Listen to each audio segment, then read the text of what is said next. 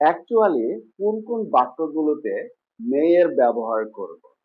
আনুষ্ঠানিকভাবে জিজ্ঞাসা করা এবং অনুমতি দিতে সেই সাথে পসিবিলিটি দ্যাট মিনস সম্ভাবনা বোঝাতে মে এর ব্যবহার করা হয়। For example, may I come in? আমি ভিতরে আসতে পারি? এখানে কিন্তু ফর্মালি জিজ্ঞাসা করা হচ্ছে।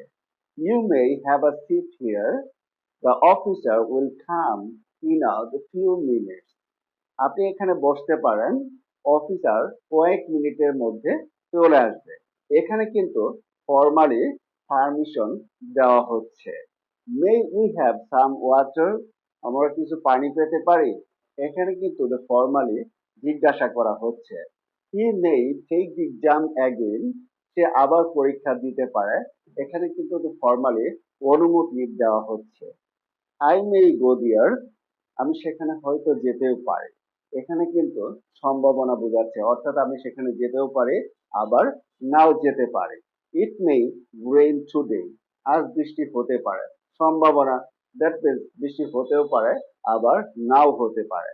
বাংলাদেশ মে উইন অ্যাগেন্স্ট অস্ট্রেলিয়া?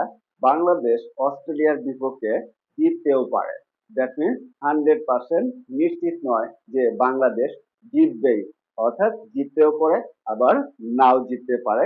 এই ধরনের একটা পসিবিলিটি এখানে প্রকাশ পাচ্ছে। তাহলে এই ভিডিওতে মেয়ের তিন ধরনের ব্যবহার শিখলাম। প্রথমত, ফর্মালি জিজ্ঞাসা করার ক্ষেত্রে মেই ব্যবহার করা যায়। ফর্মালি অনুমতি দেওয়ার ক্ষেত্রে মেয়ের ব্যবহার হয়ে থাকে। সেই সাথে পসিবিলিটি দ্যাট মিনস সম্ভাবনা বোঝাতে মেয়ের ব্যবহার হয়ে থাকে।